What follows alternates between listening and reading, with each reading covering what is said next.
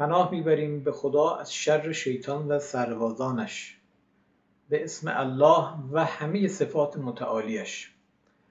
در جلسات گذشته به عنوان مقدمه مباحثی رو مطرح کردیم. همه این جلسات فعلا مقدماتی برای اصل موضوع. این جلسه قصد دارم در مورد جایگاه نظام در پهنه علمی و اشتغال جامعه صحبت بکنم. نظامساز کیه؟ یه پلت پایه داریم که یکی از بزرگترین اساتید تئوریسین انقلاب اسلامی اون رو تدوین کرده، تهیه کرده. خیلی پلت مهمیه. ما 3 دسته آدم داریم. یه عده نظریه پرداز یا ایدئولوگ هستند. در طول تاریخ شما در نظر بگیرید تعدادشون خیلی کمه، 300-400 تا به زحمت اگر بشن. امثال مارکس، فروید، مال اونوریا، مال ما ملا صدرا، ابن سینا، سهروردی. اینور یه سری افراد شاخصی داریم که در حوزه نظریات پایه‌ای رو تولید کردند. از اون طرف ما یه تعداد بسیار بزرگی از جامعه رو داریم که اینها مدیرند. حالا کاربر یک خودرو، کاربر یک کامپیوتر، کاربر یک حکومت، حتی اینها مدیرند. در نقشه ارباب علم که نگاه بکنین، غربی ها تهیه کردن این نقشه رو. 400 نفر رو به عنوان ایدئولوگ پایه تمدن غرب و تمدن امروز جهان معرفی کردند. از چند میلیارد نفر جمعیت کره زمین 400 نفر رو که توان فکر کردن و توان ارائه راه حل برای مسائل بشری داشتند رو به عنوان نفرات برگزیده، البته با مختصات و با تعاریف خودشون معرفی کردند در چارچوب تمدن غربی. ما در مقابل خیلی از نظرات اونها رو رد کردیم و قبول نداریم و در مقابل افراد شاخصی داریم: ملا صدرا، ابن سینا، سهروردی، شهید مطهری، خود امام خمینی، خود حضرت آقا امام خامنه‌ای در مقام ایدئولوگ و افراد شاخص اینچنینی. پس یک دسته از انسان‌ها نظریات پایه علمی و فکری رو تولید می‌کنند. اینا قواعد پایه رو تولید می‌کنند. اینها تفسیرهای پایه رو در حوزه‌های مختلف تدوین می‌کنند. تمدن اسلامی آیات‌های خداوند و قواعد الهی رو تبیین و احصاء می‌کنند، میشمارند. مثلا نیوتن معروفه که قانون جاذبه رو ابداع کرده. خب حالا کار نداریم که قبل از اون ابن هیثم بود و خیلی جلوتر از اون به قانون جاذبه اشاره کرده بود در تمدن اسلامی. این حوزه اندیشمندان یا نظریه پردازان یا ایدئولوگ هاست. یه مثال دیگه میزنم. آقای مارکس به عنوان مبدع نظریه مارکسیسم، سوسیالیسم، کمونیسم، حوزه کارش نظریه پردازیه. مارکس هیچ وقت فکر نمی کردش که نظریاتش نیمی از کره زمین رو در بر بگیره. میلیاردها نفر زندگی و سرنوشتشون به لغات و کلماتی که اون پشت سر هم ردیف کرده بود و صادر کرده بود از خودش بستگی داشته باشه. میلیاردها زندگی تحت قواعدی که مارکس اون رو احصا کرد و برشمرد زندگی کردند. اهمیت کار نظریه پردازی انقدر بزرگه. یه مثال دیگه میزنم. آقای کوپرنیک، خب به ما تو کتابای درسی گفتن که اولین کسی که محور عالم زمین نیست، خورشیده. زمین به دور خورشید میگردد. شعاع کره زمین رو با دقت بسیار بالایی اون رو تهیه کرده بودش و امثال شرق نوردان بی وجودی که رفتن این مطالب علمی رو استخراج کردن، گرفتن، آوردن در غرب و امثال آقای کوپرنیک و دوستانش گفتند نه، این کشف ابداعی اولیه ماست. انقدر وجود نداشتن که بگن ما این رو در دانشمندان شرق استخراج کردیم. یه داستان مهمل برای خودشون میبافن، داستان تفتیش عقاید کلیسای مسیحی رو بافتن و اینکه اجبار گفته که نخیر این گونه نیست و از این قبیل، اصلا به انحراف میبرن ذهن رو و همین داستانهای انحرافی است که باعث امتناع تفکر میشه، تفکر درست رو مانع میشه، جریان صحیح علم رو مانع میشه که حقیقت چی بود. یا مثال قانون ابن سینا که انقدر برجسته بود ابن سینا که حالا به قولی کلمه مدیسن، سین، سینا، مدد سینا، یکی از تفاسیر مدیسن کلمه مدد سینا هستش. به همین نسبت اکتشافات و تعالیم دانشمندان شرق رو میبرن در غرب و به اسم دانشمندان و خودشون و تمدن غرب حقنه میکنن به خود مردم خودشون، مردم سرزمین های دیگر و حتی مردم خود شرق، خود سرزمین ما. امروز بسیاری از اختراعات و اکتشافات رو مردم ما فکر میکنن که غربی ها بوده و از اول این غربی ها بودن که 0 تا 100 همه چیز رو میساختن. استحاله فرهنگی و جنگ فرهنگی از این حوزه وارد میشه، از حوزه کلمه وارد میشه. دزدی نظریه ها یه امر رایجیه، غرب قرنها اون رو داره انجام میده. امروز ISI چیکار میکنه؟ نظریات دانشمندان شرق و منطقه خودمون رو به زبان خودشون، به زبان انگلیسی ازشون میگیره مجانی و بررسی میکنه، فردا به عنوان نظریه خودشون به کل دنیا منتشر میکنه و برجسته میکنه نظام علمی خودش رو، در صورتی که اینطور نیست. منشأ اون نظریه علمی، اون فکر درست، ولو اینکه در ISI ثبت شده باشه، در کشورهای دیگه هستش. پس ما کل این مباحث حوزه نظری، الهامات، اکتشافات، شهود، عالم و همه این حوزه ها که بسیار پیچیده و بسیار مفصل و غنی هستش رو، این حوزه رو ما کلاً میگذاریم در حوزه نظریه پردازان.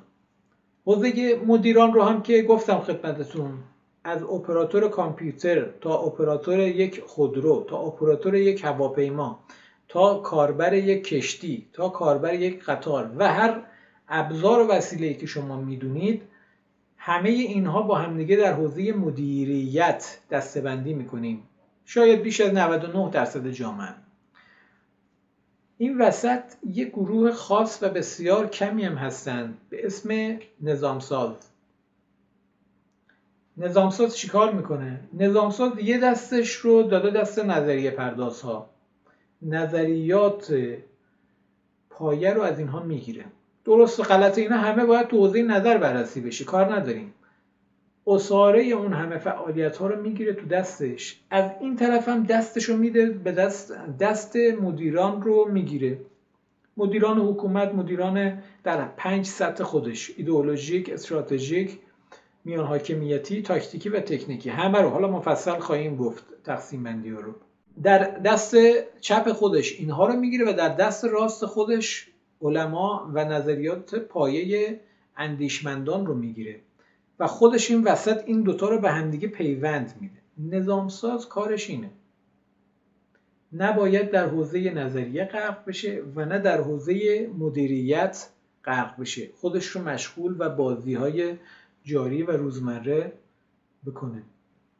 این دوتا رو باید به همدیگه بچسبونه. راه حل بسیاری از مباحث امروز ما در کشور و پیشبرد جریان انقلاب اسلامی دست نظامسازه. امروز ما در حوزه نظامساز با کمبود وحشتناکی روبرو هستیم. اینکه ما دست گذاشتیم روی مباحث نظامسازی و داریم سعی میکنیم، تقلا میکنیم، دست و پا میزنیم یه سری چیزهایی رو، نکاتی رو در بیاریم. به همین خاطره بتوانیم تعدادی از نظامسازان برجسته آینده تمدنمون رو حداقل با تعدادی از مباحث کلیدی آشنا بکنیم و انشاءالله قدم مثبتی باشه. تو بحث مدیران استراتژیک مثل کیا؟ مثل رؤسای جمهور، وزرا مدیرند، با نظریات پایه زیاد سر و کار ندارند، آشنا نیستند. در سطح میان حاکمیتی مثل استانداران، فرمانداران، مدیران کل، سازمان‌های خیلی بزرگ. در سطح تاکتیکی مثل مدیران شرکت‌ها، مدیریت سازمان‌های مردم نهاد، NGO ها و غیره. مدیران سطح تکنیکی که عرض شد، مدیران هواپیما، مدیران رانندگان اتوبوس، رانندگان خودرو، رانندگان ابزار کارگاهی و همه اینها به عنوان مدیران تو دسته مدیران شناخته می شوند. نظامساز پل رابط بین این دو گروه است. یک گروه خاصیه، هم نظریه پردازان سر در میاره چی میگن با هم دیگه، اون حرفا و پیچیده‌ای که برای خودشون میزنن و ریز شدن در موضوعات مختلف، هم با دغدغه‌ها و مشکلات کف صحنه، کف جامعه آشنا هستند. راه حل مشکلات جاری رو از دل نظریه پردازان میگیرند و به اینها میدند. این در 5 سطح هم قابل تعریفه. نظامساز سطح تکنیکی، مثلا کسی که خودروی کارگاهی کوچیک، یه ابزار کارگاهی جدیدی میسازه، یه خودرو کارگاهی کوچیک، یه گاری میسازه، چرخ رو، شاسی رو، بدنه رو، همه اینها رو به همدیگه اسمبل میکنه، طراحی میکنه، آزمون و خطا، و بالاخره یک گاری، یک تیلر، یک خودروی کوچک ساخته میشه. به این میگن نظامساز سطح تکنیکی. در سطح تاکتیکی شما مدیران شرکت ها رو دارید. یک شرکتی که قادر هستش، یک مدیر شرکتی که قادر هستش از مباحث علوم انسانی، از مباحث پرسنلی، امور انسانی سر در بیاره، از حسابداری سر در بیاره، از فنی سر در بیاره، چه بخش تولید، چه بخش ماشین‌آلات، چه بخش تعمیر نگهداری، با بازار آشنا باشه، با بازارهای بین المللی آشنا باشه، با بانک و بورس آشنایی داشته باشه، با مواد اولیه آشنایی داشته باشه، با قوانین جاری حکومت آشنایی داشته باشه. به این فرد میگن نظامساز سطح تاکتیکی. نظامساز سطح میان حاکمیتی یا به قول غربی ها operational level، مثل فرمانداران که با ادارات مختلف یک شهرستان سر و کار داره، مثلا اداره بهداشت، اداره مالیات، اداره حمل و نقل و الی ماشاءالله. در سطح استراتژیک مدیران کلان یک حکومت، وزرا، رئیس جمهورها. مثلا یک رئیس جمهور قادر باشد در حوزه‌های مختلف، بانک مرکزی، وزارت خزانه داری، وزارت راه و ترابری، مسکن و شهرسازی، بتواند ربط و ارتباط بین اینها رو فهم بکنه و ارتباط رو برقرار کنه، بسازه، کم و زیاد بکنه و تغییراتی که لازم هست رو در این حوزه بده. پس نظامساز رو در هر 5 سطح میتونیم بررسی بکنیم. حتی نظامساز ایدئولوژیک هست که یه مقدار پیچیده است، فعلا بگذاریم. بحث نظامسازی رو ما میتونیم در حوزه جوامع هم بررسی بکنیم. بعضی از جوامع ذاتاً نظامسازن، مثل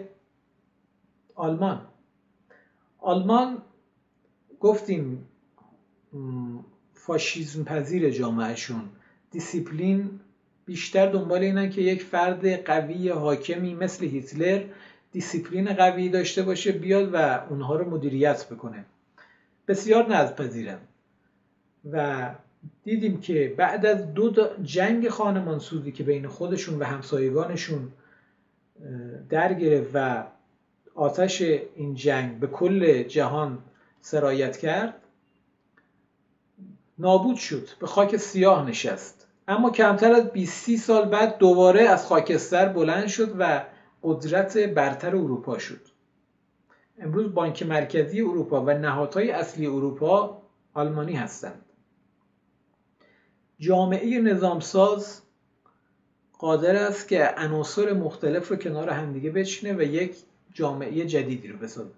مثلا میگم خدمت شما در حوزه تسلیحات نظامی، خب باروت و فشنگ و اینها قبلا اختراع شده بود، اما جامعه آلمان اولین جامعه‌ای بود که موشک B2 رو ساخت، B1 و B2 رو ساخت. حالا با ساختارهایی که موشک داره، شکل شبیه فشنگ، سوخت مایع یا جامد و آتش کنترل شده، فشاری رو تولید میکنه به سمت جو و غلبه بر نیروی جاذبه و از اون سمت در واقع فرود آمدن بر نقطه هدف. حالا با محاسباتی که داره فعلا ورود نمیکنیم، اما جامعه‌ای که میتونه اینها رو با هم ترکیب کنه و موشک بسازه جامعه آلمان بود.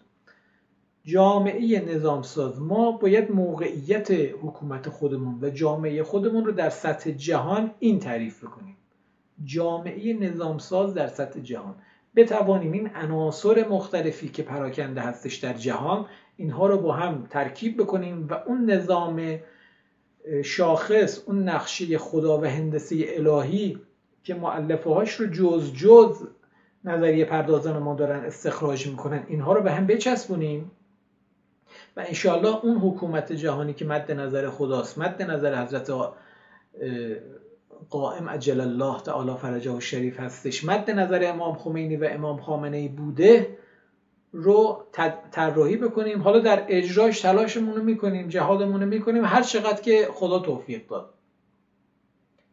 جامعه نظامساز مقدمه اش اشراف مباحث نظامسازی است. طولانی شد، ببخشید. شما رو به امان خدا میسپارم.